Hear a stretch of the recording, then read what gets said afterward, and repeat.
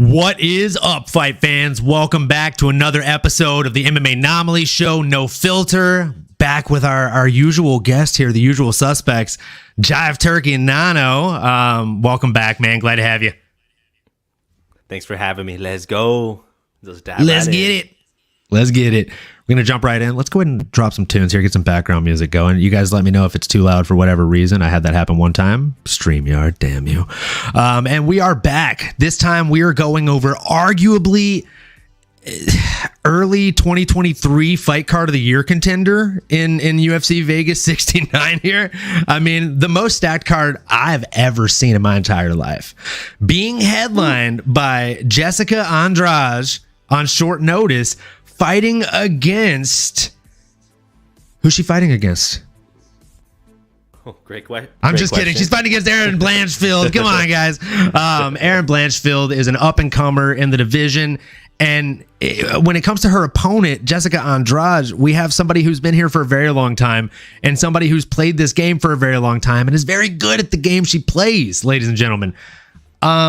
I think it's quite a mismatch. I thought the original fight was going to be a very good test for Erin Blanchfield, but looking at this one, it almost just feels unfair.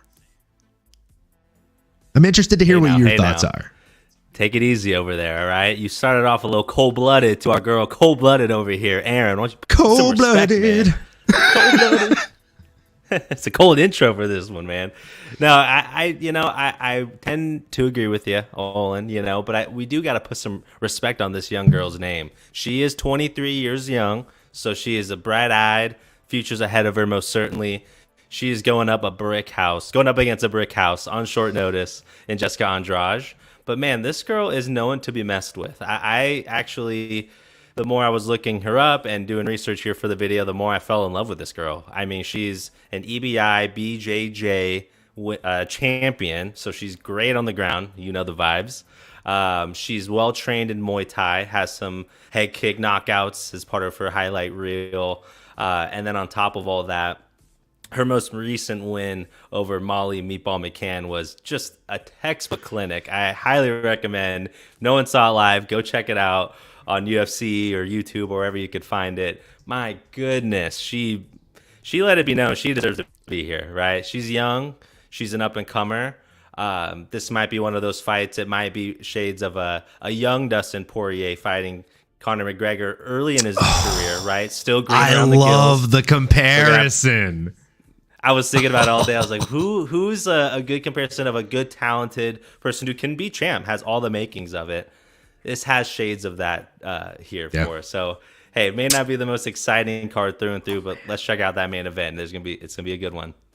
Look, make no mistake, guys. I was being facetious. I was being kind of a dickhead. I actually am very excited about this card. This is one of those things where, let's see.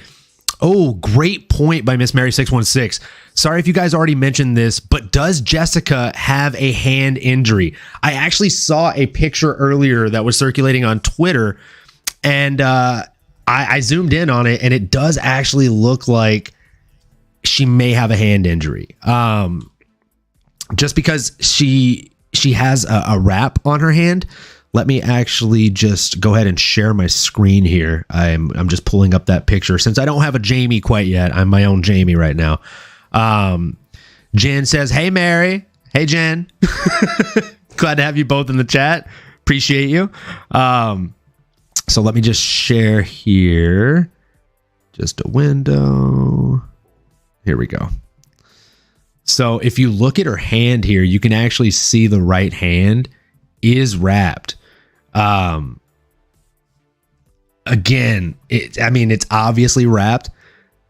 I'm thinking maybe she damaged her hand while fighting against, gosh, what's her name? The Waffle House waitress herself, Lauren Murphy. I think maybe she hurt her hand fighting her. And I mean, that fight was not that long ago. It was like a month ago, if that. And now she's taking this fight on short notice. If she's coming into this fight with a damaged hand, that could very, very much impair her game. And on top of that, just like you mentioned, Emiliano, she's going against an absolute animal in Blanchfield. Erin Blanchfield, you said something that actually stuck out to me when you were talking about Blanchfield. You said she has the future ahead of her. Now, to put that into perspective, I think the future's behind her, man, because Macy Barber was talking all that trash, and after this fight, Macy Barber's going to have to earn a fight with this chick. Sorry, bad nickname joke since you made yours about cold-blooded. So, sorry. Nice. Erin Blanchfield, I think, is if you're going to put underdog money on somebody, she might be the underdog to bet on in this one. Just like you said, like, you have your veteran, the Dustin Poirier of the fight, is the Jessica Andrade. And then you have the exciting up-and-comer that this is the biggest test for thus far in basically, her Conor McGregor is going to be Erin Blanchfield maybe. And Erin Blanchfield does bring a whole lot of things to the fight. And just like Jen said, like, Andrade is taking this fight on short notice. If she's taking it on short notice and she has a hand injury, I mean, kudos to Blanchfield for taking it on short notice. Just like Jen said, Blanchfield has balls. You can check the anatomy on that. You can Google it. She's got them. She's got balls. Seriously though, balls is still. This chick is incredible. Her fight credentials speak for themselves. Like, realistically, if you haven't heard of her, you should really go and look up her fights on Fight Pass or the ESPN app, whichever one you've got. Her most recent wins are over people like Molly McCann, as you mentioned, JJ Aldrich, who is also an up-and-comer that's really good, Miranda Maverick, another young lady you might have heard of who's really freaking good. And not only did she beat Miranda Maverick, she beat her across 15 minutes. She beat her in a decision. And in my opinion, there was only one way that fight could have went. So Erin Blanchfield is the truth. She's absolutely a beast. And I like the way that she fares in this fight. As a betting man, I would put my money on Andrade just because I think stylistically it's a weird matchup for her compared to what she was training for. If you look at the original matchup was Tyler Santos versus Erin Blanchfield, and that fight is nothing like this fight. Like, Tyler Santos presents a ton of threats, but they're a very different set of threats, right? Like, there's just equally threatening opponent, but different threats. Same, but different. Same, but different. But still same. But still same. They're both tough girls. They are tough women. Both very tough girls. Let's see. Jen said, excited to see this fight, but want to see Andrade at 100% to really see Blanchfield's potential. I 100% agree with that. I will say, if Blanchfield goes out there, and even if she beats, maybe a damaged goods version of Jessica Andrade, where is Jessica Andrade ranked? She's got to be like number 2 or 3 in that division right now. And that's going to just pole vault Erin Blanchfield up the rankings. And then we'll get to see her in a true test against somebody else that's maybe ranked number 1 or like 1 or 2 below her or above her at that point. Again, I think the sky is the limit for this girl. And just like her nickname says, she's cold-blooded, man. Like, she has 1 loss on her record, and it was Tracy Cortez before their UFC days, back in the Invicta days, and it was a split decision. If you watch that fight, I could have seen it being judged either way.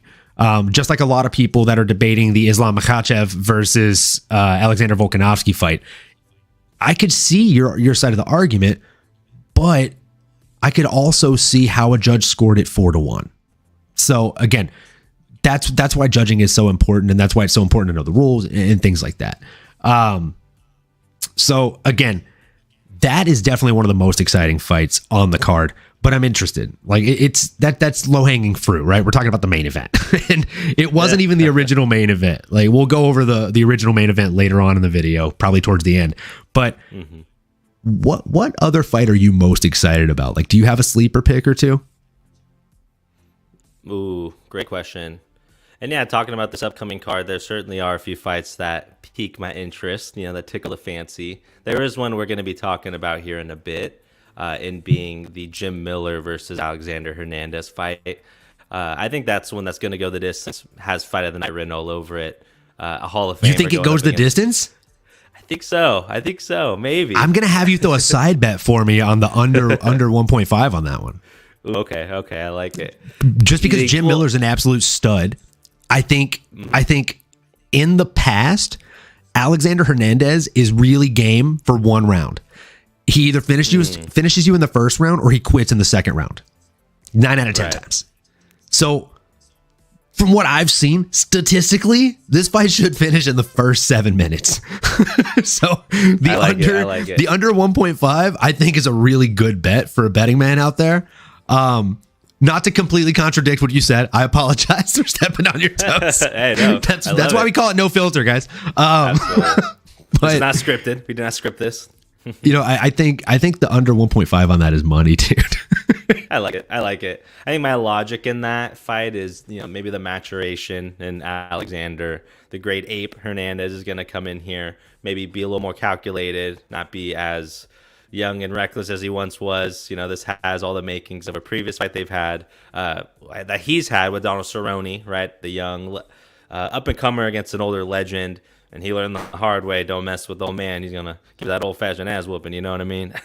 So I think in this round, he's going to learn his lesson and be a little more calculated. But his trajectory's going up. Jim Miller, a legend, has the most fights in the UFC, 40, has dethroned Cowboy Cerrone with the most. It's hard for me to see him winning, and I think he's too game to be put away. I can see it going the full 3. But, hey, that's what gambling's about. You never know. Anything can happen. One more thing that I want to point out about this one is the fact that Alexander Hernandez was just in a slobber knocker of a fight where he got bested by Billy Quarantillo, who I think is an absolute stud and a name that if you don't know right now, you will in the next 2 years. Billy Q is a beast, and that fight is one that you should definitely go back and watch. I probably will watch it again later today or tomorrow just because I'm talking about it now. That Billy Q versus Alexander Hernandez fight took place on December 10th, and it went only 2 rounds, or it went about 1.8 rounds, right? Because it finished in about 4 minutes, 30 seconds into round 2. Alexander Hernandez fought at featherweight for that fight. He's going back up to lightweight for this fight. For me, I feel like he's just looking for a way to win, and confidence is a very big part of this game. I think he went down to featherweight hoping to be the bigger, stronger man, and somebody like Billy Q was just worst case scenario for him. Probably like 6 or 7 out of 10 featherweights that he gets matched up with, he probably beats outside of the top 10. But he went against Billy Q, and Billy Q, like Billy the Squid, man, that guy, he's got arms all over the place. He was just blasting him. It was nasty. He's nasty. He's nasty. He's nasty, dude. Like, his combos are disgusting. And the way that he made Alexander's face look after that fight, I know that Alexander's a young man and he's got a pretty quick healing factor, but he's no Wolverine either. So I'm intrigued to see how well he looks, like, generally. And I'm also just intrigued to see kind of where he's at as far as how fast he pulls that trigger, where his hesitancy is, and is he going to come out reserved in the first round so that way he doesn't fade in the second round like he has in the past? And if he does do that, do we see that cost him the fight against a gamey veteran that's not going to take the first round off in Jim Miller? As our girl Jen said, Jim Miller has old man strength, and that is something that should not be ignored. It's a real thing. It's a very real thing. You'll figure out about it here in the next few years, Emiliano. I'm there myself already. We're there, baby. No, Jim Miller really does have that old man strength though. Like, he's absolutely a beast in there. And the best thing about Jim Miller is the fact that he doesn't have to knock you out. He can knock you out. He can submit you. Like, the guy is so well rounded. Like, let me look up his Sherdog real quick. What is his submissions compared to? Like, dude, he has 6 TKOs and 19 freaking submissions. Come on. Oh, and if it goes the distance, he's got 10 of those too. So, like, the guy's been around the block quite a few times. And I just think this is a bad matchup for Alexander. Who do you have in this fight? If you had to bet on it. I think we're going to be taking shots. I'm taking late ape, Alexander Hernandez, the young fighter. I did see a stat. I think it was over the weekend. It was like, the younger fighter wins. I think it's 66% of the time. I'm just going to follow the statistics here. Maybe we'll be taking a shot Saturday on the winner versus loser. I think we very well might be taking a shot on Saturday. Yeah, that's probably going to happen. I'm taking Jim Miller, man. I got to take the old man. He's a legend. He's a legend. Maybe it's the old man in me. Maybe it's the fact that, it's fucking Jim Miller and I believe in the guy quite a bit. I think Jim Miller takes this one. And this is going to be the ballsy call here. I think he does it quite easily. I think he makes it look masterful, and I think Alexander gets cut. That can very well happen. Yeah, I think he costs Alexander his job. Jim Miller's looked really good in his last few wins. Beat Donald Cerrone pretty well. Looks like he's not missing a step. And a lot of times in the fight game, I mean, if it's, apples to oranges, you're not that much bigger, stronger, faster. The more seasoned vet's going to take it, right? The guy with the more tricks in his sleeve, the more tools in his tool belt, he's going to be able to get the job done in a more variety of ways and quicker. So I like it. But absolutely. Hey, I'm going with the young gun on this one. Well, we'll see. We'll see who's drinking. We'll see who's drinking on fight night. All right. So jumping into the next one here, we have, we're not going in order necessarily. We're just going off, the things that excite us here. So there's a couple of other fights that really do excite me on this fight card. There's one that just doesn't make sense to me because it's on the prelims, and I don't understand why it's on the prelims. We've got Vince St. Preux, Mr. OSP himself, going up against Felipe Lins. Like, this fight has banger written all over it. It's gonna be a finish. And you've got Lins coming down from light heavyweight. OSP, he tried his chance at heavyweight last as well, right? Like, he's coming. Let's see. Didn't he go up to heavyweight? He might have been bouncing around his most recent. Yes, he did. He went up and fought Tanner Bozer, and he got freaking knocked the hell out in the second round.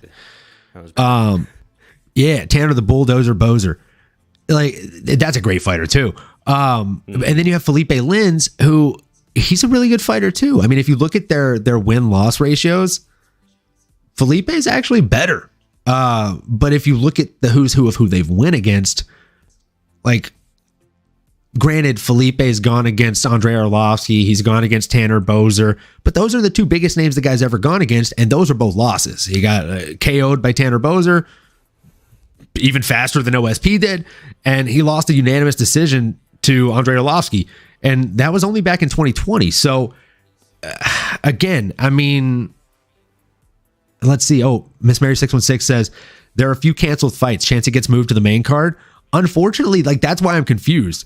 It's still on the preliminary card, and we're 3 days out from the fights. So you would think if they were going to make any shuffles, they would have already done that by now, considering they've shuffled quite a bit of the other fights. Like, the co-main event is Jordan Wright versus Zach Pauga. You might recognize Zach Pauga as a fighter you've never heard of that used to play in the NFL. And Jordan Wright, of course, the household name, the Beverly Hills Ninja. I actually am a fan of Jordan Wright. I think he's fantastic. I think he's a very fun fighter to watch. He was on the Contender Series. I think they both were on the Contender Series. But again, like, even Jordan Wright today in the media day, I was watching MMA Junkie's video, shout out MMA Junkie, and they were literally talking, and they were like, you know what? How does it feel to be the co-main event? And even Jordan Wright was like, yeah, I mean, it's crazy. You have Jim Miller on the card, you have OSP on the card, and I'm like, I'm the co-main event? This is a mistake? like me? That's cool. He's like, yeah, extra exposure, a little bit of extra pressure, but extra exposure, and that's cool. Like, it's very interesting. Yeah. So I don't understand why that's not even be headlining the prelims either. It wasn't even an initial thought even. Like, you would think that'd be fireworks. Jim Miller, and that's the thing. Like, the fight that's above them. Yeah. Like, not to be a dick, but like Nazim Sadikov versus Evan Elder. I get it. Like, they're both 7-1. The kind of mirrored draw. Yeah. The mirrored like win-loss ratio, but like, come on, like, that's not nearly as fun as OSP versus Felipe Lins. It's gonna be a slobber knocker. Someone's gonna get knocked out. Like, if I'm being honest, I would rather see AJ Fletcher versus Themba Garimbo as the headliner for the prelims instead of Nazim Sadikov versus Evan Elder. I think that fight, like the Nazim fight, is gonna end up being a fight that goes the distance, probably, like, to fans that don't train and aren't really into the grappling aspects of it. It's gonna be one of those that could kind of push viewers away a little bit or turn them off a little bit. And then you've got, like, again, even like Lena Landsberg versus Mayra Bueno Silva. I'd rather that be a preliminary headliner. Like, if we're gonna have a girls get it done card, have a fucking girls get it done card, bro. Have one headline the main card and the preliminary card. Why the fuck not? Why not? Double down on it. Yeah, like, yeah, I agree. And it might be one of those things, because there are so many canceled fights, like Mary mentioned. Great call out. They might be scrambling a little bit there in the back, trying to piece this one together. Because I'm sure it's way far off the reservoir what they initially had planned for this card. But what can you do? Well, I mean, before we even jump into the rest of the picks that we have here, since you mentioned like it's probably far off from what they had planned for the original card, like we've already talked about what the main event or the current main event's original fight slated was, which has changed itself. It was supposed to be Tyler Santos versus Aaron Blanchfield. Before that, our main event was Marlon Chito Vera against Corey the Sandman Sanhagen. Are you kidding me? Like, huge fan of women fighters. Huge fan of Aaron Blanchfield. You heard me like gasping and just like going off about how much I enjoy her fights. But my brother in Christ, Chito Vera versus Corey Sandhagen. Like, come on. Oh boy. That's what I'm circling on my calendar for a while now. That was just the Ecuadorian in me. I wanted to see my fellow Ecuadorian brother get back out there, but the ramification it has for the division, man, that was when I was really anchoring this card. And I don't know if we ever got official notice as to why it was postponed. I don't know. I don't remember seeing any actual reason why. But we both agree, Jen. We love them both. I think I speak for both of us, right? Like, yeah, cool. Yes. Like, Sandhagen Corey Sandhagen is like if Dominic Cruz and TJ Dillashaw fucked and had an illegitimate love child that's better than them both and in the UFC. That's Corey Sandhagen. Like, man guy. It's like, oh, he kind of looks like Dominic Cruz. Oh no, he actually kind of has that TJ swagger. Oh, he actually looks like both. He's so fucking fun to watch, dude. He's phenomenal. I don't understand how he makes the weight class. Yeah, he's got a really skinny frame, man. He's got that, little stomach. I don't know, dude doesn't eat or something. He's like Skeletor out there. But yeah, the maze, the puzzle that Sandhagen is, man, was what really excited me for this fight. Stylistically, it makes sense. They're two top at the game right now in their division. Man, I'm still excited for it. We are still going to get it, I believe, right? Maybe in March or April. I have to double check the date. I know they tried to reschedule it. I just don't know exactly when they rescheduled it for. Yeah, but it's got to be coming up pretty soon, dude. Yeah, cannot happen soon enough. That's a fight that I was definitely looking forward to. Again, there's a lot of fights on this fight card to be excited about, though. So I won't have you completely break down that fight or anything, but just early off, who would you have win in that fight? Yeah, my quick synopsis, again, two heavy hitting, two very smart, very strategic fighters. I'm hoping Chito Vera can find a way to figure out the puzzle that is Sandhagen. I don't know if he can get that done. I think Sandhagen's craftiness, I think his speed and the pace he's able to fight at, I think will be a problem for Chito.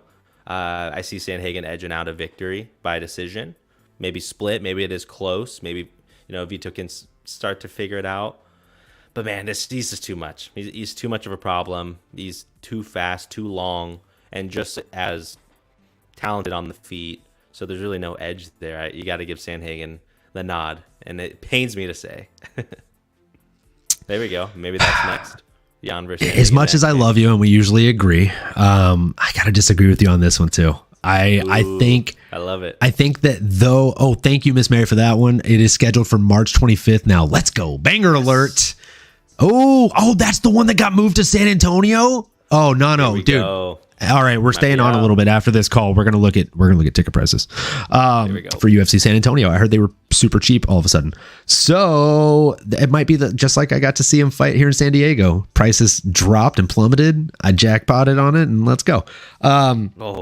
So yeah, I see that fight. I would be wearing my Chito Vera shirt actually. I had put it on earlier, and then I realized it has green in it, so I would be disappearing throughout the video because of the green screen effect.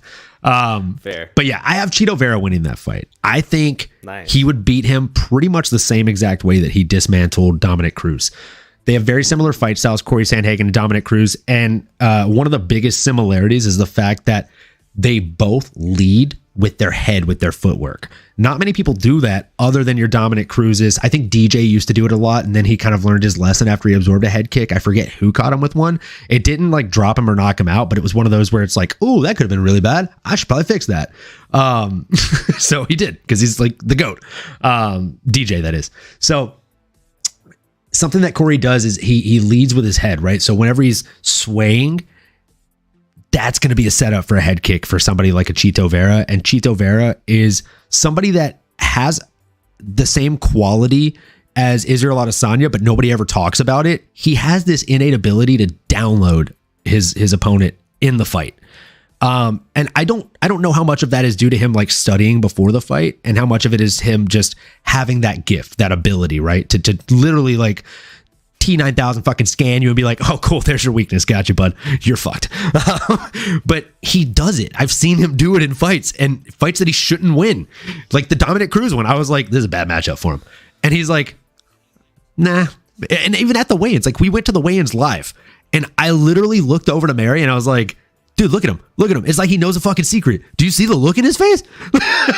And he did. He did know a secret. And he called it out after. Yeah, he's like, well, I knew that front kick was going to be there. He dips off to the left, and just a matter of time, placed it right in the right spot. Yeah, he knew. Dude. He was playing a little Mystic Mike there on that. Yeah. And that's why I was like, that's why I said prior, like, I don't know how much of it is like him downloading in the fight, or how much he's just like very good at game planning, and he just pretends that he doesn't do that much game planning. So yeah, I think he wins the fight. I think he wins it by knockout, probably early in the third round, just because I don't see it. Like if it goes past the like 1 minute mark, the 2 minute mark of round 3, I would see Corey starting to pick up steam, because he's like a Dustin Poirier in that division, where the longer the fight goes on, it doesn't make any sense, but he somehow gets better. He starts throwing more strikes. His strikes become more accurate.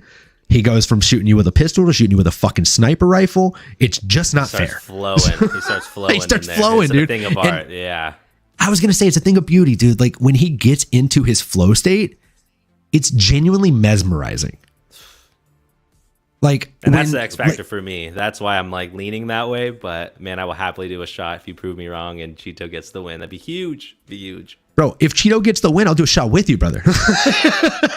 Just out of excitement. Yes. So let's see here. That's a day before my birthday, and I'm trying to go, but need someone to watch my baby. So it's probably not going to happen. And by her baby, she means her dog. Dude, Jen, I get it. We're a cat family here, and our cats are our babies. They're our fur babies. They run the house just like normal human babies. And yeah, it's, again, just like Jen said, he doesn't gas, and he has great cardio. That's just a fight where no matter what, like we're split down the middle on who wins, but either way, we're both going to win that night, because as MMA fans, we'll be thriving watching that shit happen. Yeah, that's going to be a good one. That's going to be a fire one. So I did want to talk about 2 more fights before we jump into the Kinda Okay Parlay.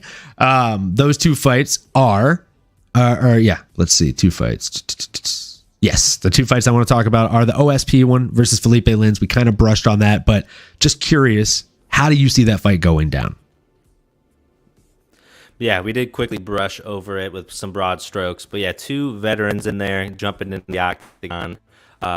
Someone like OSP, who's kind of bounced around, lost to Jamal Hill, went up to heavyweight, got brutally beat up by Tanner Boser, came back to win against Shogun.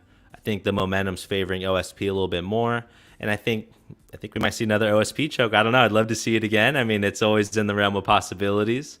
Felipe Lins, hell of a talented fighter, but I don't think he possesses enough ways to put away OSP. I completely agree. I 100% agree with everything you said. I just think OSP has too many weapons in the arsenal. It feels like Felipe Lins is bringing a knife to a gunfight here. And OSP is bringing a bazooka on top of a few guns, a knife, and a small midget that's also packing another bazooka. It doesn't feel fair. OSP has chokes, he's got joint locks, he's got knockout power, and realistically, he should have never went up to heavyweight. And I don't know that Felipe is going to look good in light heavyweight, right? Like, again, his last fights, like his last 4 fights, right? Like he fought Jared Rashult, who is an ex-UFC fighter, really good fighter, and he got the win over him in PFL. That was back in 2018. And then he got a win over Josh Copeland in PFL in 2018. Takes 2 years off, comes back, gets destroyed in a unanimous decision by Andrei Arlovsky, gets pelted into oblivion by Tanner the Bulldozer Bozer. Both of those happening in 2020. Takes 2 years off, comes back and fights Marcin Prachnio, gets the win over him, a unanimous decision win, and that was just in April of last year. Now, again, is a win over Marcin Prachnio that great? I don't know, right? Like Marcin Prachnio, he's doesn't really have any like super crazy good wins himself. And if you think about it, this is a guy that, again, he's a light heavyweight, so good for Felipe Lins. He got his kind of feet wet, so to speak, with a light heavyweight, but I just don't know that light heavyweight is the same as OSP that he's going to be facing. I think if OSP has a good weight cut, it's his fight to lose. Agreed.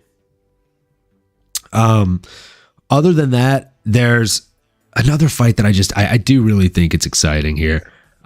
We have Jordan Wright, the Beverly Hills Ninja. Again, I briefly mentioned this one, going against ex-NFL player Zach Pauga.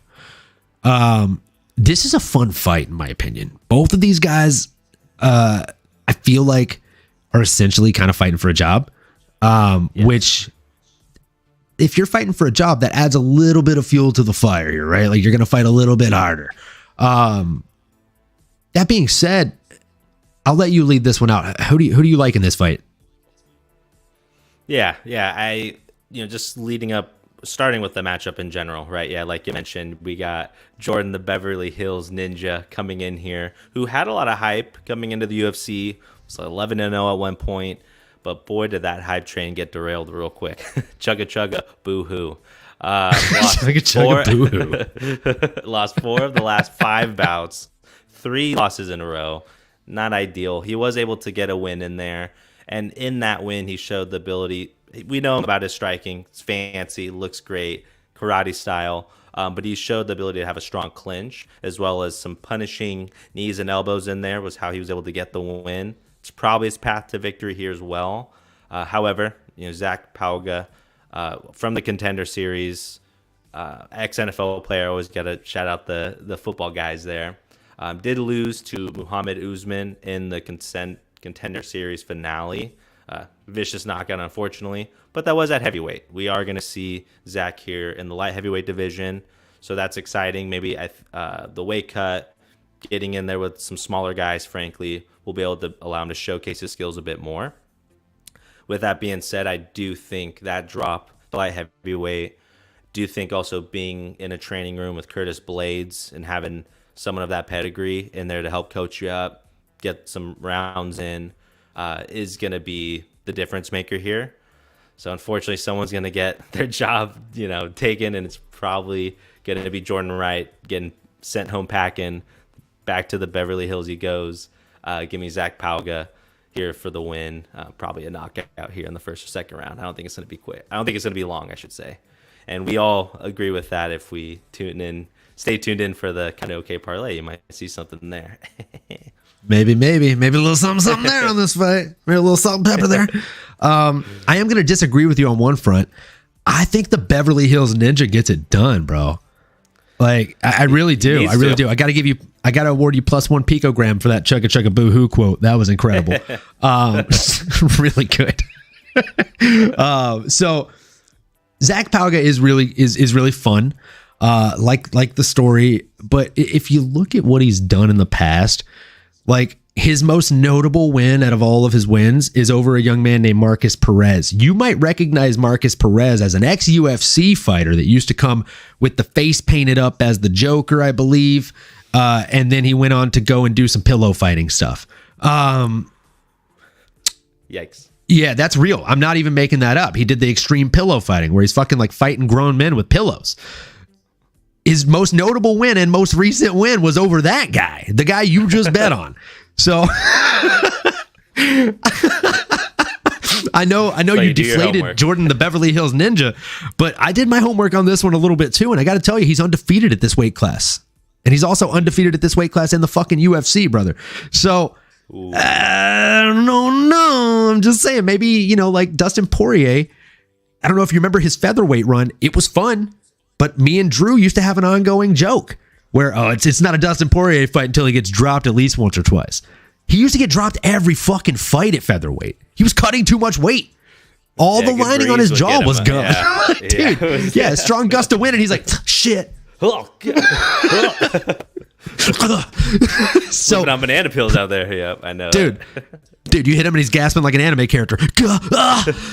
I'm gonna need a minute. So Jordan the Beverly Hills Ninja, I think it's the same exact situation for this young man where maybe he was cutting a little bit too much weight. And you don't want to cut too much weight when you're fighting somebody like Bruno Silva. And when Bruno Silva knocked him out, it was like, oh, well, maybe Bruno Silva's really good. Dude, Bruno Silva, his next fight after that was against Alex Pereira. So he's not fighting nobodies, okay, guys? Yeah. Come on. Yeah. And before that, he fought Andrew Sanchez. And then after the Pereira fight, that guy fought GM3 Gerard Meerschaert, which I saw live. That was an incredible fight. Good for GM3. Fucking killed him. But again, this guy fought Bruno Silva. He fought Marc-Andre Barriault. He fought Dusko Todorovic. And his first loss in the UFC was to a young man you might have heard of named Joaquin Buckley. Dude who looks like an extra in Black Panther and threw the knockout of the year a couple years back. Come on. I get it. The hype train was derailed. And maybe he did fight some nobodies before he made it to the UFC. I've never heard of Toby O'Neill or Andrew Wright or Edward Darby or John Lee. Again, those sound like extras in movies, but or people that are probably 0-16 with a combined record. But yeah, he came in undefeated and maybe with an inflated ego, and that ego got deflated. And I'd like to think that he's probably learned a little bit from there. Either way, we've got two people that are under 35 years of age coming in at over 6'2" and 205 pounds. There's only a 1-inch reach difference. And it's literally, I feel like the way it's going to look is going to be like the old school comic book matchups, right? Where it's like Colossus versus the Hulk or the Juggernaut versus Wolverine, where you've got the stocky kind of short guy that's yeah, let's fucking go. And you got the big guy that's just much larger than him, but for whatever reason, they match up really, really well. And it's so much fun to see. I think it's just going to be a really fun fight. I'm not mad that it's co-main event. I'd agree. There's going to be some fireworks, definitely some bodies hitting the floor, some heavy punches being thrown. And I like your analysis on that. Again, I think Jordan Wright has all the talent in the world. That hype train gets started for a reason. Let's hope we can see the best version of him out there. And yeah, there's a good chance he can put this guy away. He's too green around the gills too, Zach. He's from the Contender Series, showed some promise, but yeah, it's a wild card. It's hard. It's tough. Yeah. So I like it. Again, super stacked card, and now it's the moment everybody's looking forward to, the Kinda Okay Parlay. You already know what time it is, folks. MMAnomaly presents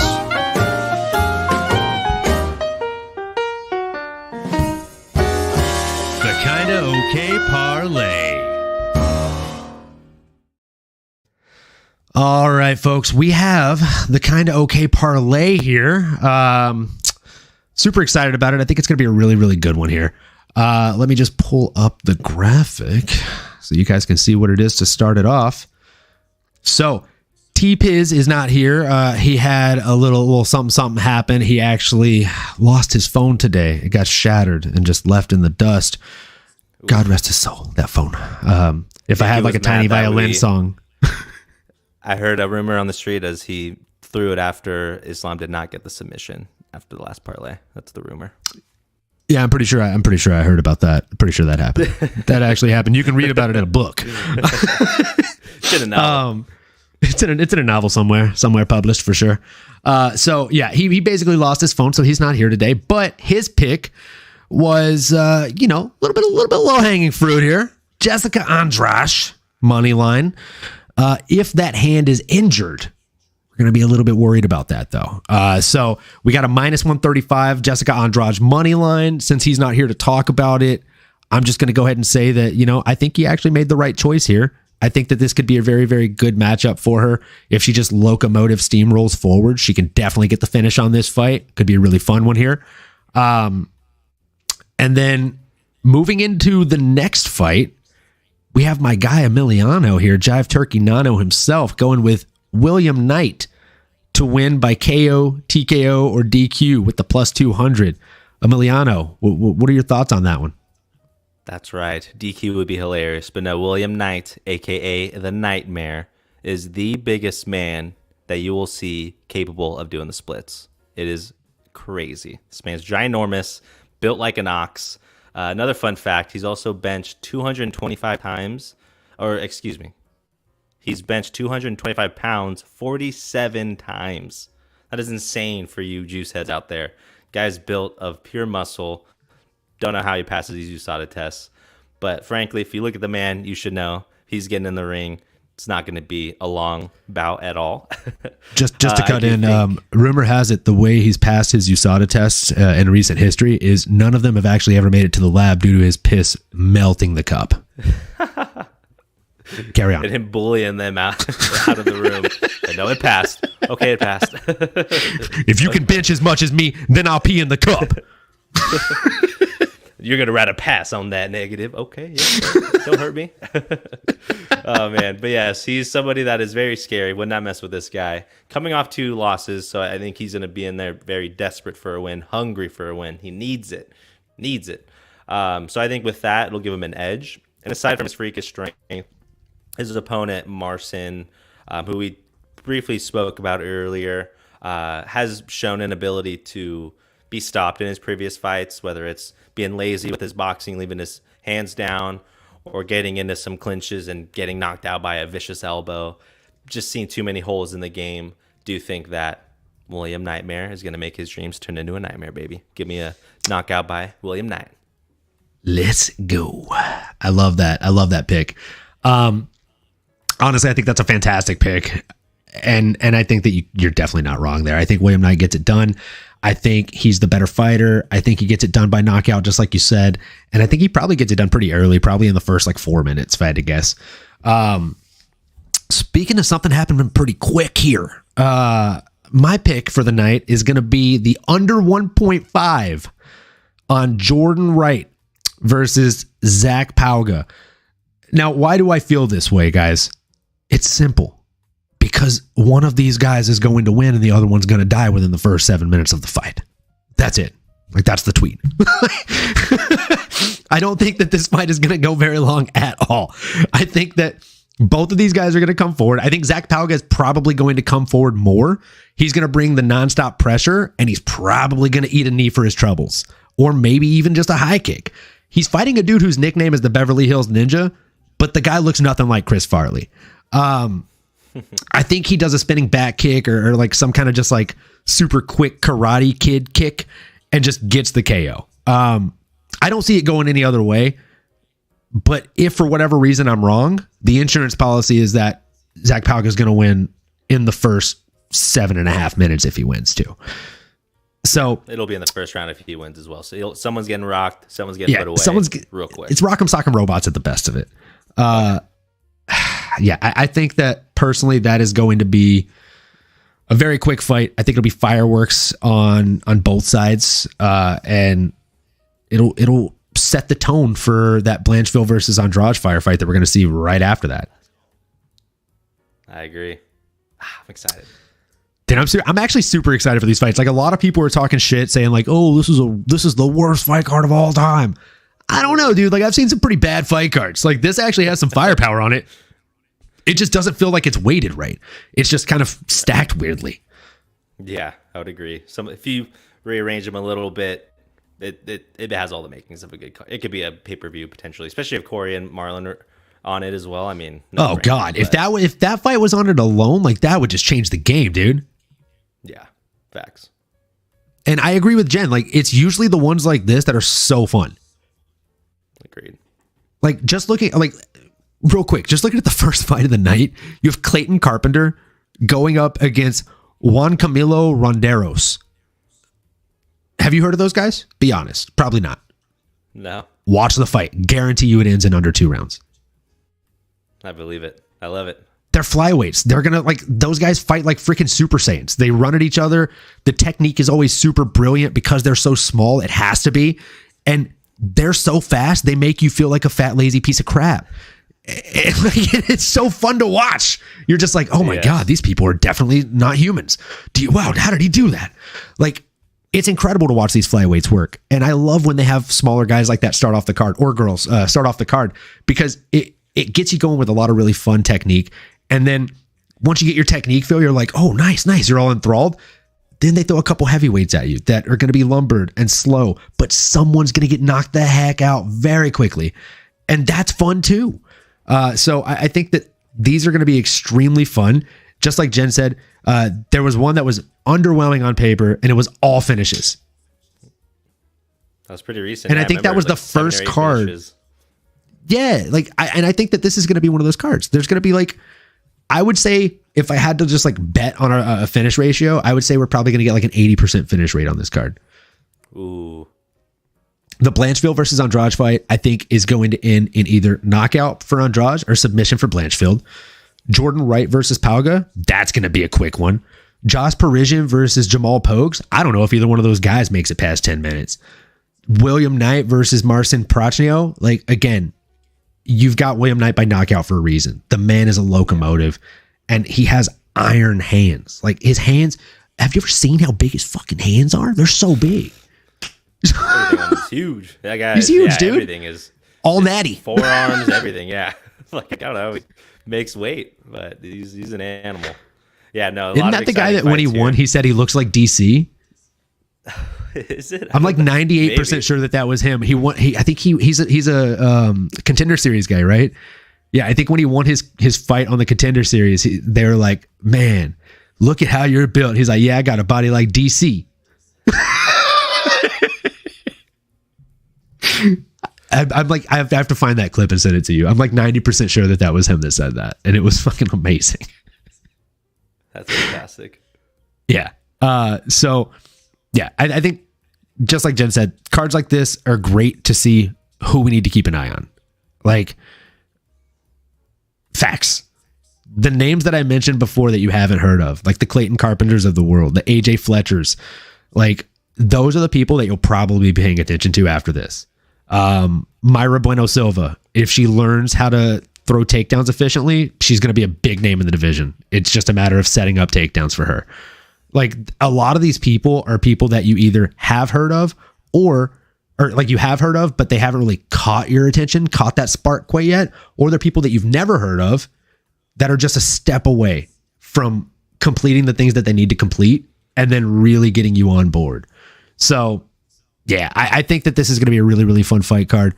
I think we're going to be very, very enthused as fight fans. There's going to be tons of finishes here. And honestly, I can't wait to chat about this one later on. We won't be doing a Sunday episode, though. I am going to be at an event, so I apologize for that. But we will be doing kind of a catch-up video next week when we do our video for the Nikita Krylov versus Ryan Spann fight video breakdown. That's a pretty fun one, too. Got a lot of really nice little bangers. Biggest one for me is that Tatiana Suarez return, man. Ooh, let's go. It's been too long. High from last weekend, man. I know it. We're just riding this wave, baby. Starting off good. Let's go. I got to ask you, before we break off, and this might cause some controversy in the chat. Here we go. How did you feel about Islam Makhachev versus Alexander Volkanovski? Who did you think won the fight? And do you think that the winner should be pound for pound number one? So we got to bury the hatchet here, right? On this controversy around Islam versus Volk. Controversy, man. I think we just got to take it for what it was. It was one of the best fights we've seen against two of the best we've seen, period. Islam won the fight. We can go over rounds. I can give you my 2 cents. It seems pretty unanimous that Islam probably won 1, 3, 4, 2 and 5 questionable. And I think why people are hung up on it is that we didn't really get the solidification, right, of, okay, Islam's the guy, or hey, Volk's the guy. They're both just freaking badass mofos that are just two of the best that we've ever had walk the earth. When it comes to the pound for pound ranking, a lot of things get stirred up in it. And I'm someone that comes from other sports, football, baseball, basketball. You hear these debates all the time. MJ versus Kobe. LeBron or Jordan. Kobe or LeBron. Mahomes versus Tom Brady versus Joe Montana, all these guys, right? And Steph Curry or Joe Montana. Who was the better goalie? Who had more home runs? It's going to be the timeless debate, which I'm glad we were able to witness it and see it in real time. But for the pound for pound, I would say, like, if we're speaking in layman's terms and you give Volk 10 pounds of, let's call, muscle, skill, what have you, I mean, pound for pound, I don't think Volk's ranking is diminished. I think if anything, he showed he's just as good of a fighter as Islam is, Sure. His endurance, I mean, his durability, his I don't think he won in all the exchanges. I think we can do a full hour episode on this fight, to be totally honest. But I do think, like Mary says, I mean, I love both of them. They're both all-time greats. We didn't get that solidification, but it's because it's razor-thin margins we're talking about here, right? Like, maybe with these types of fights, maybe you go back to the Pride days and just have no more time. Or no time at all, just straight 25 minutes. Oh, can we please do like a Vale Tudo fight where it's just a 20 or 30 minute round? I'd love give that. Give them no time clock, just who walks out of there. Dude, I would love that. Yeah. But that's what we need. This is just one of those unique fights. You need more, right? It begs the question, hey, do we need different scoring? All these things, right? Because it's so darn competitive, so darn close between two greats of all time. I love it. It's a great problem to have. Yeah, it really is. I say we run it with pride rules.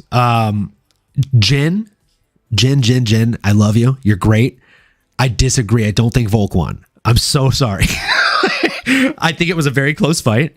I think to your comment, pride rules, if we went off of pride rules, Volk won. Hands down, Volk won. You look like basically the way pride works, for those of you that didn't watch, it's pretty much all based on damage. Like, that's all it's based on. So if you look at two guys or girls that fought face at the end of the fight, whoever looks worse lost the fight. That's pretty much it. So yeah, Volk won. Pride rules. But realistically, as much as I usually would agree, I hate fights going to decision as well. Judges are super inconsistent. If I'm not mistaken, the first judging of that night, they fucked up. They screwed the pooch. It was bad. I think Zubaira won that fight and they gave it to his opponent. Not even being biased because I trained at AKA and like I love all those Dagestani guys.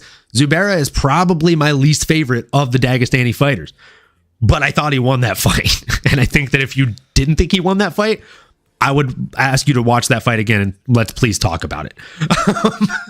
Because I really think Zubaira did everything he needed to win that fight. Looking at the Islam fight though, I think Islam did exactly what he needed to do to win that fight. Nothing more, nothing less. I thought he won rounds 1, 2, and 4. I thought round 3 and round 5 were extremely clear for Volk.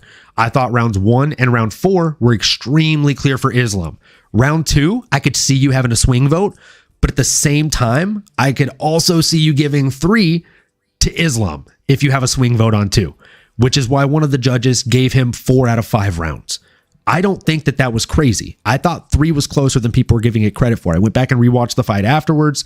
I watched it on mute. It makes a big difference when you watch a fight on mute because you don't hear people saying things like, oh, do you see his head moving back with those strikes?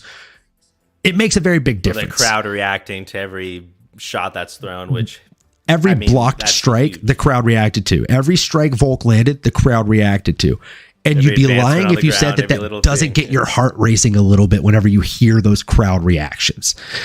So again, I would ask everybody to watch the fight on mute. BT Sport was actually super cool. They just uploaded the video if you're in the UK so that you can watch it with zero commentary. the whole fight, which I thought was really cool because they see the controversy going around and they want to resolve it, right? That's the best way to resolve it. I know 49-46, I don't agree with, but I understand how he could have come to that, right? So the same way that you're saying 2 was close, I thought 3 was pretty close, and you could give it to Islam depending on how you're scoring that fight. Realistically, it was a back and forth round, just like 2 was. So for someone to give him a 49-46, I understand. They could have also given him a 10-8 round for round 4, which again, warranted because he had like 3 minutes and 48 seconds of control time in a 5-minute round. That's pretty stellar. It doesn't really get much more clear cut than that.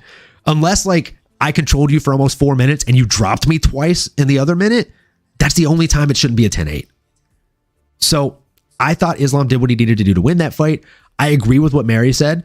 Keep these two guys away from each other. They're both badass gentlemen. We don't need to ever see them fight again.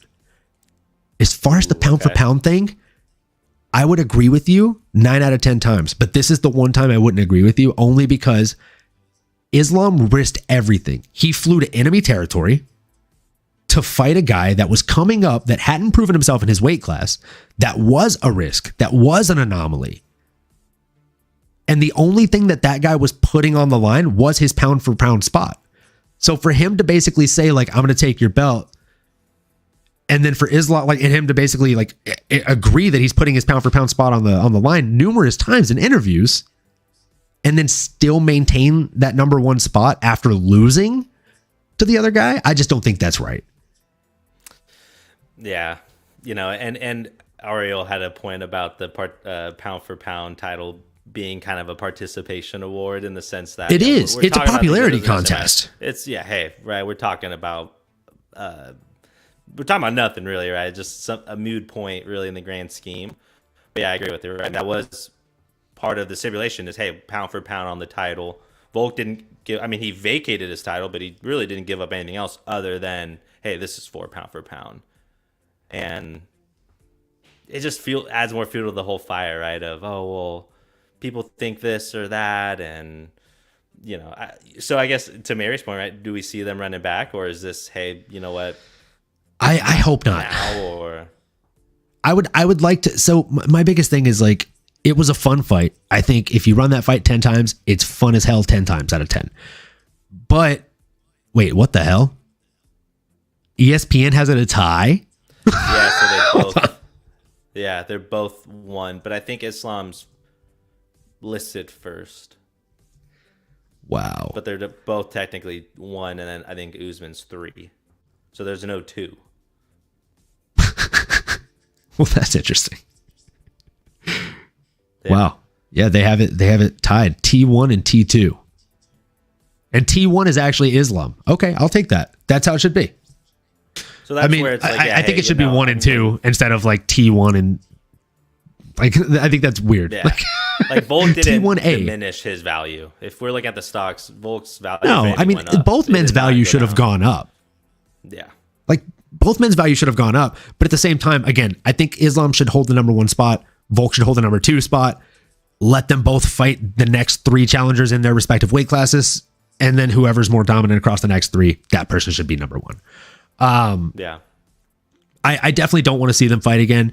I would rather see, realistically, Dustin Poirier is one of the only top contender lightweights that doesn't have a fight booked right now. Book him against Islam. That's fun. You build a story off of him losing the fight to Khabib, have them fight on American ground. It's a fun fucking story. Let's run it. And then as far as like you drop down a weight, you got featherweight. That fight's already made. You got Yair Rodriguez just literally waiting to break that man's ribs. And that's a fun fight. Yeah, you got the Karate Kid versus obviously the Cobra Kai guy, right? Like this guy's fucking first strike hard, no mercy, Alexander Volkanovski. That's a fun fight. I'm more excited about that than I would be against the rematch.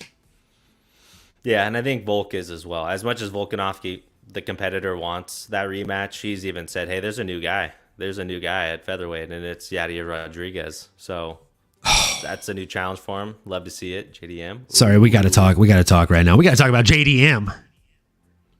Or as he's now being called, JD him. He's that guy. That's JD him. Against Luke. That's dude. Okay, so I don't know if you saw my last episode, but I did the solo episode I did. That's literally what I said. Luque versus JDM is the fight to make. God, that would be a good fight. And I agree. I think he's definitely going to be champ. I think he's a horrible matchup for a vast majority of the people in that weight class right now. And the fact that he's this young in his career, in my opinion, I mean, like, he's not a young man by any means. Like, how old is JDM right now? He's like 26. Oh, is he that young? Oh, dude, God help everybody. Very then. young. Yeah, if he's that young, God help everybody. Because, oh, yeah, dude, he's 26 years old. The guy's a 170 pounder.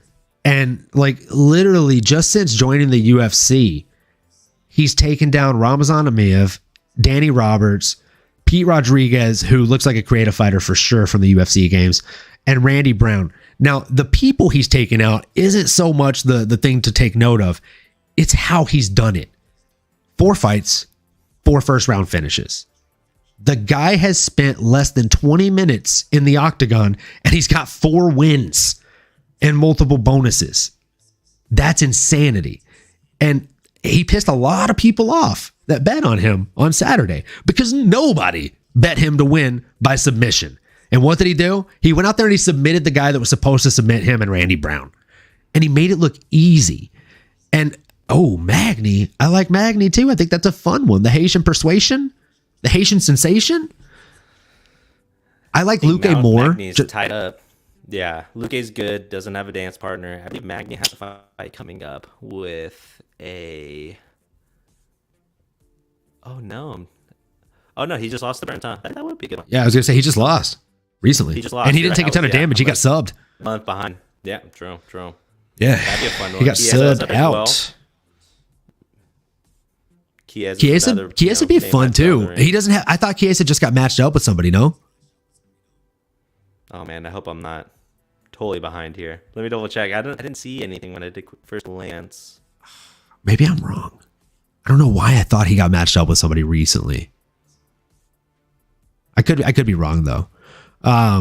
He lost to Brady, but that was 21. Has he not lost Ooh, since? yeah. He's been doing his podcasting and commentating. I don't know if he's scheduled. Oh, real quick, can we talk about this Luque. Jack Jenkins guy? Have you heard of Jack Jenkins? Did you watch the early prelims on Saturday? I watched, if not all, I thought I watched all of them, if not most. So there's this young man. His name is Jack Jenkins. The guy's disgusting. He has broken, I think, 4 of his last 5 opponents' legs with leg kicks. Oof. And he's broken 5 of his opponents' leg kicks overall. USADA needs to test his legs.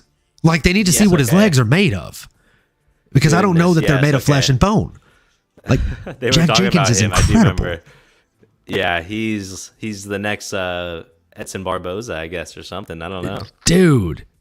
He's like reminiscent of a young Edson Barboza and like a young Jose Aldo, the way that he throws those leg kicks. And what's crazy is like he throws them with such great form, but it's not even really the form that makes them so good. It's the intensity. Like genuinely every time the guy throws a leg kick, you can see the look in his face that just screams like, oh, he's trying to break my leg. like he genuinely looks angry when he throws leg kicks. And it's just caution to the wind. He's like, I don't care about this limb that's attached to my body. I'm whipping it as a darn sword or something. He throws it like it's a fucking crowbar. Like there's no feeling in it, and he's just gonna break your shit with it. He's like one of my Muay Thai coaches at AKA. He used to teach us how to do like Thai sweeps, like on the outside. And he literally the analogy he'd use to tell us to keep our like foot straight up or bent would be like, use your leg as a crowbar. Keep your leg your leg straight and your ankle bent, crowbar, and sweep them with the crowbar. You just hit them with the crowbar. Like basically saying like keep your leg straight and hit them as hard as you can with it. And if you do the technique right, even if they defend it, the crowbar is going to hurt them and they're probably going to fall. And then you still have top position.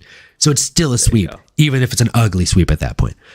So like that guy is basically, he's that guy. Like he has disgusting leg kicks. He's 11-2 right now. He hasn't lost since 2018. And I think he's a very great addition to the UFC. He's going to be one of those guys that's a lot of fun to watch. I can't wait to see who they match him up against next. Yeah, that division's open now. The champ's quite a kicker himself. So if he has leg made of vibranium? Question mark. Oh, there you go. Something, yeah. Something. Okay, see, I knew there was one that got announced. Okay, Chiesa will fight the Leech next. Yes, he just got announced to fight Li Jingliang April 8th. Nice. Okay. Oh man, I hate that match for Chiesa. Yeah. Thank you, Jen, for coming through with that. But that is horrible matchup for Chiesa. I think that's great for Li Jingliang though. It's a big name for him. I think Chiesa's still like pretty highly ranked. I think he's like number 7, number 8, maybe in that division. Okay, you better keep your phone on loud. You might be getting a call soon here from the matchmakers. I think he is definitely going to be getting a call. I think that's probably the best matchup to make. And then there's also just like a lot of fun. I mean, there's so many fun matches to make after fucking UFC 284, dude. Justin Tafa, heavyweight backstep knockout, looked like a young Conor McGregor knocking out Jose Aldo. You can look at those two things together and it's almost identical. It's almost identical, yes. The knockout. It's terrifying because that man is about 120 pounds more than McGregor was for that fight. He's another human being bigger than Conor McGregor was for that fight. He's 2 or 3 of them. Yeah, he's like 2 Conor McGregors for that fight, and he knocked a grown man out like a sack of potatoes. That was so clean. The way he loaded up on that and just clean through the chin. I was like, oh man, that was so pretty. That was good. Yeah. You love to see a that was absolutely beautiful.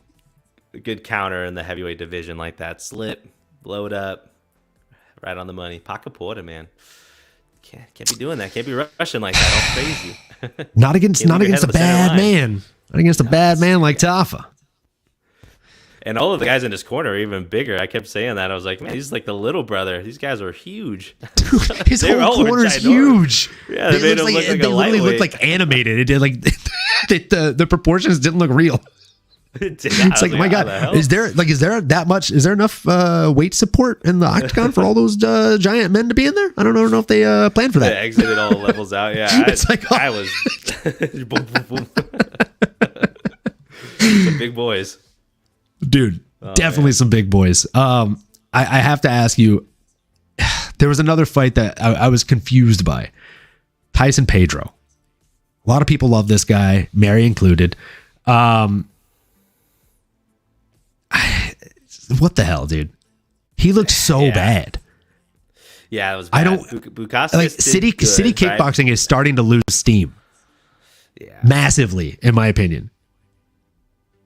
Yeah, it's a hot take. No, I mean, hey, the bread is in the pudding, right? I mean, you're based off your last performance, and if you're looking at those performances, yeah, not a good streak for them. And yeah, Tyson, man, it was an interesting fight. I think got gassed early, right? I think he thought he might have had him early on, but Bukowskis just was chipping away, staying busy, just had the chops. He fought his way back into the UFC, so you got to think that's going to weigh heavily on him, right? Like he took the fight on short notice. What a guy. He knew it was at stake, yeah. And getting a couple wins outside the octagon, outside of the UFC octagon, I should say. It seemed to pay dividends, because again, he was busy. He was winning those exchanges, showed his strength, and he looked good. Yeah, Tafa, it did feel like after a while he kind of was just relying on his like 1-2 or just slip jab. That's the thing with Pedro that frustrates the hell out of me is he has power, but he never throws combos. He just throws like 1 or 2 things at a time. Like I don't know if he has like a two hit maximum on his combos that he's like I don't get it. Do you have like some kind of inhibitor chip that's like, oh, you hit 2, stop, wait, now throw 2 more. Yeah, like missing the button. There's some glitch. Triangle, like, not getting there. I don't understand it because like he has great body kicks. He has like solid uppercuts. He has really good fundamentals. Like kind of like what I was saying about Islam Makhachev. He has like a meat and potatoes, like almost rudimentary style, but baseline style of striking. He just doesn't use it. And it's not like he's at a bad camp. Like City Kickboxing is usually a really good camp. And maybe Jen's right. Like, did he just run out of stamina? Maybe. Yeah. But I also, again, like this is going to be a hot take. Oh gosh, I used to love him. I'm allowed to fall out of love. Okay, so Mary fell out of love with him. That's fine. That's acceptable. I'm fine with that. It happens. So it happens. It happens. So like again, hot take here, but I think City Kickboxing is starting to show holes. I think they're starting to really fall off, and I think they're starting to show the fact that they only have like 2 to 3 really good people, and it's maybe not because the training there so much as it's because you have a handful of really special people that just because you're lucky chose to train at your gym. Eugene Berriman, after his fighters lose, constantly goes on the record to say that they didn't listen to him. He said that about Volkanovski. Like when he said it about Israel, like I get it. Like he was doing things he shouldn't have done. He should have got on his bike for round 5 and just won that fight against Alex Pereira. He could have won that fight against Alex Pereira. So when he said that he didn't listen to him and he had an ego, it made sense. But to say that about Volk in that fight, that makes zero fucking sense. Volk fought a perfect fight. He just fought a perfect fight against someone that was bigger and better than him on that night. And if you run it 10 times, I don't know that it goes that way every time. But that was just how it went on that night. And as a coach, you should not throw your fighter under the bus and say that he's frustrating and that he needed to get ego checked and things like that. And then outside of Israel Adesanya and Alexander Volkanovski, who do you really have there? You've got Dan Hooker, who's lost like 3 of his last 4. You've got Shane Young, who's lost 3 of his last 4. Like, you got Tyson Pedro, who has lost 2 of his last 4. So, again, you have all these guys that they get knockouts every now and then, and that's cool, but they're pretty damn inconsistent. Yeah, Kai Car France, another good one to throw in there. Had his rise, was really streaking, but, ran into... And I'm a big fan of his, but inconsistent. Yeah. He always gets like 2 to 3 wins and then he's off. So you hate to see it, but I think what we're seeing right now with City Kickboxing, it's almost an inevitable thing where you have these like glory days for a gym, and then something happens like the Icarus effect where you fly too close to the sun and then you just burn up on re-entry. We saw it happen with Greg Jackson gym. We've kind of seen it happen with AKA to an extent too. Like AKA had 5-6 champions when I was training there. Now they have like 1. So game's evolving, man. It's hard. It's hard to stay on it's top. hard. Like it's really hard to get to the top, and it's even harder to stay there once you get there. It's a lot easier to fall than it is to stay up atop. So yeah, I think City Kickboxing is showing some holes in their game. I'm very intrigued to see what happens with them next. I honestly think Volkanovski versus Yair is a bad matchup for Volkanovski. I think Yair will try to do to him what his plan was to do to do to Islam in exposing the fact that there are holes in his striking game. He's a really good striker, but when you move forward on him, he has shown confusion. He has shown hesitation. We saw it in the first Max Holloway fight. It's why Max had so much success. Max was like in that second fight, he allowed himself to take more back steps. And then even worse in the third fight, Volk didn't allow him to take a forward step. So if you make Volk move backwards, he gets uncomfortable. He makes mistakes. He gets punched by a Dagestani wrestler that has no striking and drops to one knee. We've seen it happen. Yep. What happens when he fights the fucking Karate Kid?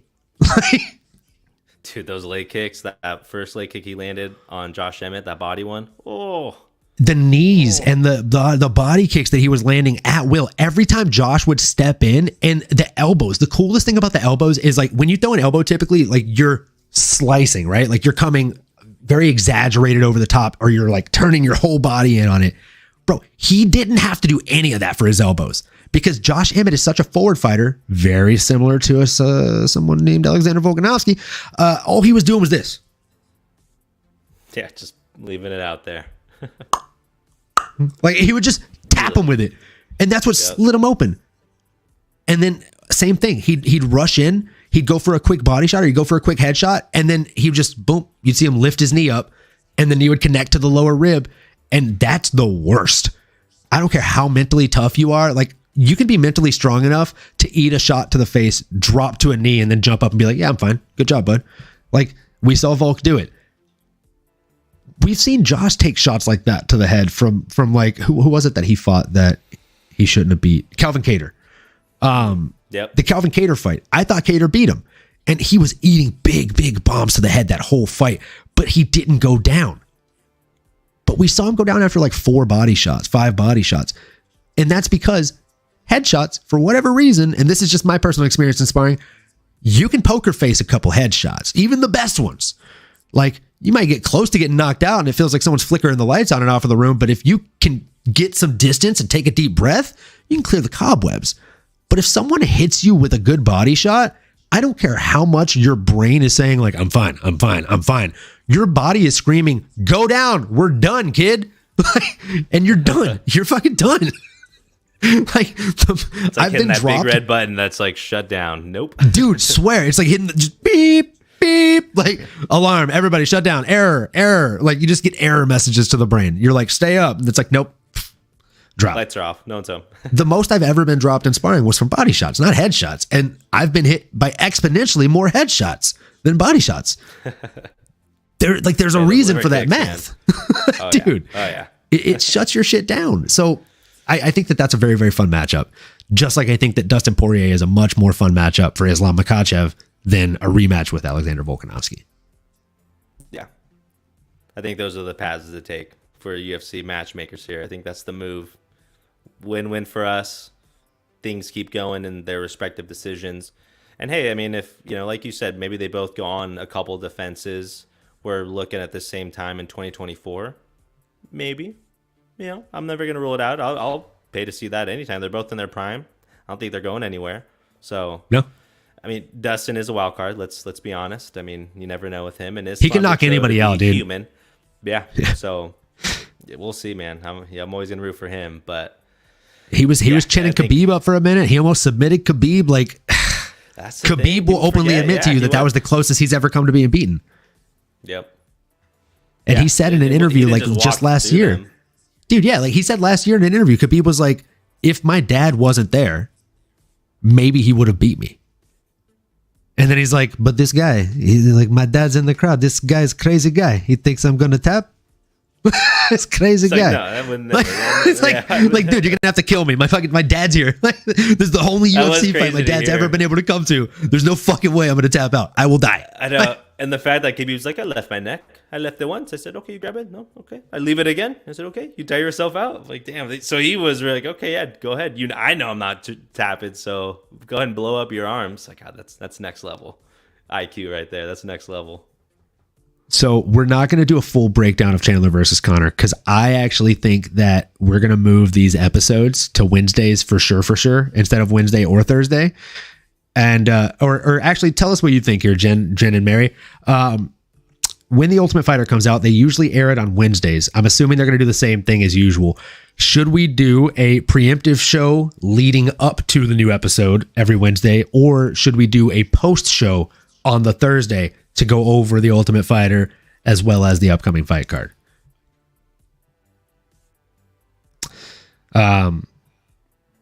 Because, I definitely want to do some coverage of The Ultimate Fighter. It's going to be a very, very fun concept. We have Michael Chandler going against Conor McGregor, and they're going to be going against each other at 170 pounds. Jen says post-show, all about it. So we will be doing it on Thursdays.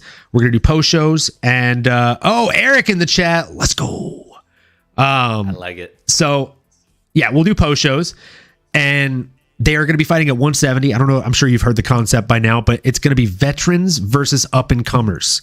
And I heard a rumor that Kevin Lee just signed a deal with the UFC, undisclosed what those contract details are.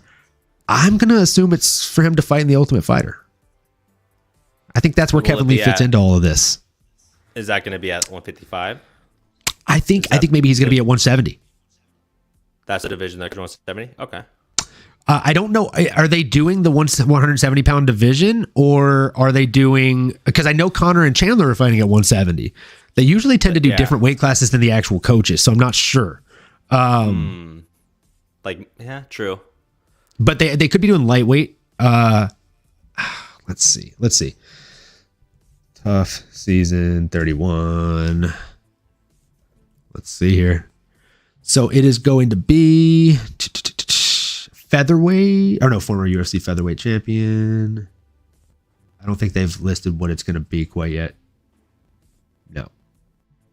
Nope. They haven't listed the weight classes TBD. For it yet. TBD. But it starts. Let's see. It doesn't even. Is there a release date on it? Right? They started. I think they started like pre-production right now. It will run from May 30th to August 15th. So they're probably gonna be starting soon. Yeah, I would imagine they're starting soon, if not already, because a lot of people in one of my chats were saying that they're probably going to try and do that for International Fight Week. I think there's no possible way, just because the testing pool situation. Connor still has to have been in the testing pool for 6 months before he can fight, but he can coach on the show before having hit that 6-month mark. I think this is going to be a way for them to stall that and then give them, as well as the finalists that are going to fight for the contract at the end, that 3-month period to train for the fight. They'll film for 3 months and then they'll fight 3 months later. I think 6 months from now is when we see that fight. I'd agree with that timeline. That sounds at least the most realistic. As much as I think probably like national August something, like August, September. Oh, cool! Connor landed in Vegas yesterday, so we'll hear some headlines about him punching an old man in a bar soon. That'll be fun. Or getting hit by a car while he's on his bicycle. Oh my gosh! Seriously, what a guy! What an off he's been having. Nothing has been announced yet for International Fight Week officially. I haven't heard anything at all. I'm in a group with like 22 guys, and we're literally all just like chomping at the bit, waiting for something to happen. Nothing for International Fight Week. If I had to guess, I would say we're probably going to get Jamal Hill versus Yuri Prokaska for the headliner of International Fight Week. I think that makes the most sense realistically. And then we might get like in the co-main event, if they want to do like a really, really big blown out International Fight Week, like they have done previously, where they have like 2 to 3 big title fights. I think we might end up getting the Volkanovski versus Yair fight, or getting Islam versus his next opponent. I like it. I think that makes sense. And then maybe we'll get an announcement for Paddy Pimblett. I think maybe Paddy Pimblett versus, definitely not Terrence McKinney now that he lost. I think Drew Dober versus Paddy Pimblett would be a lot of fun. Been hearing that. That'd be fun. That'd be really fun.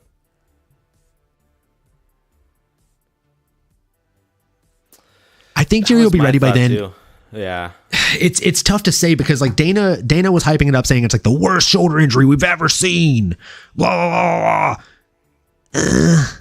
Yuri then tweeted that he'll be back in 6 months. So like, I don't know.